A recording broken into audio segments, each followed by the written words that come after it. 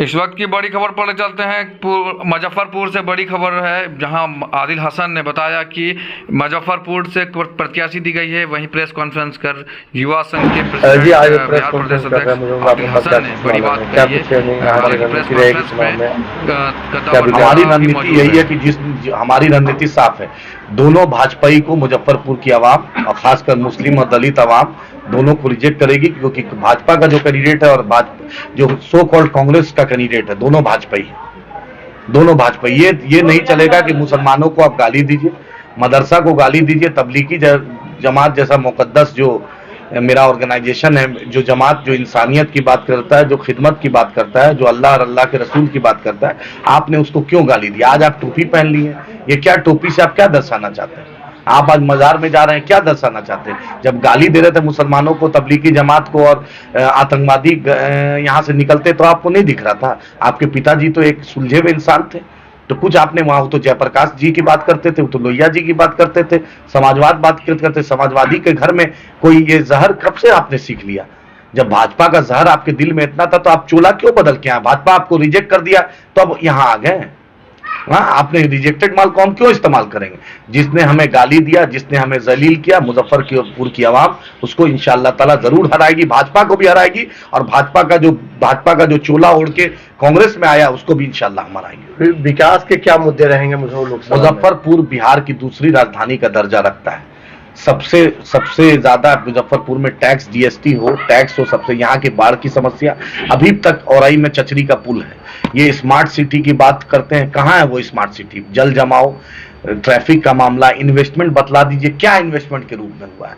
यहाँ से भाजपा का लगातार 3-3 बार एमपी रहा है। बतलाएं, जिस मोदी जी जो बतलाएं, आज मुजफ्फरपुर हो, दरभंगा हो, कटिहार हो, पूर्णिया हो, अररिया हो, किशनगंज हो, सीतामढ़ी हो, बिहार का ऐसा कोई स्टेशन नहीं जो हजारों की तादाद में युवा गुजरात, महाराष्ट्र, तेलंगाना, मद्रास, चेन्नई और केरल और दिल्ली जाते हैं, गुड़गांव जाते हैं। आखिर बिहार के लोग कब तक दूसरे स्टेट पर डिपेंड होंगे?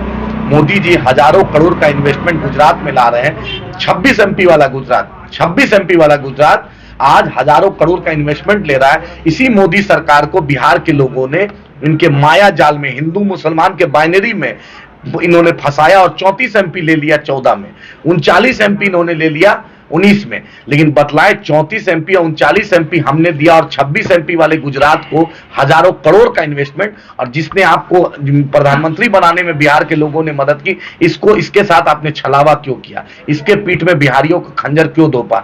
उसमें युवा हिंदू भी है, मुसलमान भी है, अगड़ा भी है, पिछड़ा भी है, दलित भी है, मुसलमान भी है। आखिर जो भर भर के ट्रेन जा रही है, ये बतलाए नीतीश कुमार, बतलाए कि नीतीश कुमार रातों रात में उनको क्या सपना आ जाता है जो चले जाते हैं मोदी के साथ? रातों रात ऐसा क्या सपना आ जाता है नीतीश कुमार को तो चले जाते हैं तेजस्वी के साथ? और जिस अमित शाह ने कहा था कि नीतीश जी की एंट्री बंद है, तो अमित शाह साहब से पूछना चाहता हूं कि फिर से एंट्री क्यों चालू हो गई? बतलाएं, आखिर क्यों चालू हो गई? आप बतलाइए कि लालू जी बोल के बेटा दोनों लाल पलटू चाचा बोलते थे। पलटू चाचा ऐसा क्या वैक्सीन डाल दिए जो फिर से पलटू चाचा हो गए? और बतलाइए 4 तारीख के बाद बतलाए कि नीतीश कुमार कहां रहेंगे, कौन जानता है? 4 विधायकों का आरजेडी ने आपका लिया, क्या उसका यानी इलेक्शन में कुछ देखने को मिलेगा इस चुनाव में? 4 विधायक को लिया, 4 विधायक को सीमांचल के आवाम ने फैसला ले लिया है, रिन्यूअल भी नहीं कराएगी इंशाअल्लाह ताला, फैसला ले लिया इंशाअल्लाह ताला।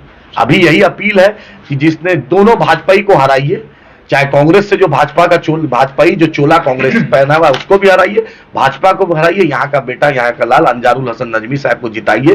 बैरिस्टर असदुद्दीन ओवैसी साहब में ट्रिपल तलाक हो, बिल्किस बानो हो, जकिया जाफरी हो, 370 हो, एनआरसी सीओ हो, मॉब लिंचिंग हो, जुनैद हो, नसीर हो, तबरेज अंसारी हो, किसी के मुद्दे पर अगर मुसलमानों के, दलितों के मुद्दे पर अगर किसी ने बोला, उसका नाम बैरिस्टर असदुद्दीन ओवैसी साहब है। कोरोना में सबसे ज्यादा किसी ने मदद की तो उसका नाम अकबर ओवैसी साहब है। बिहार में मजलूमों की बेबाक आवाज अख्तरुल इमान साहब है, उन्हीं का नुमाइंदा अंजारुल हसन नजमी साहब है। एक क़यादत जब सन ऑफ मल्ला को जगह मिल सकती है, सन ऑफ पासवान को, सन ऑफ कुशवाहा को, सन ऑफ यादव को, तो सन ऑफ मुसलमान को भी हिस्सेदारी मिलनी चाहिए। लालू जी बोलते थे जिसकी जितनी हिस्सेदारी उसकी इतनी भागीदारी, तो मेरी भागीदारी 2 सीट पर नहीं, 18% की आबादी है, हमें भी उसी आबादी के हिसाब से टिकट मिलना चाहिए। आपने हमारे साथ पीठ में खंजर गोपा, हम अपनी क़यादत को मजबूत करेंगे और इंशाअल्लाह ताला अंजारुल हसन नजमी साहब, अल्लाह ने चाहा आवाम का साथ रहा तो कामयाब होंगे। अख्तरुल इमान साहब होंगे, शिवर सरारा रंजीत साहब होंगे, अखिलेश शर्मा साहब होंगे, वकार सिद्दीकी साहब मधुबनी से होंगे, अल्लाह ने चाहा मेरे भाई अंजारुल हसन साहब भी।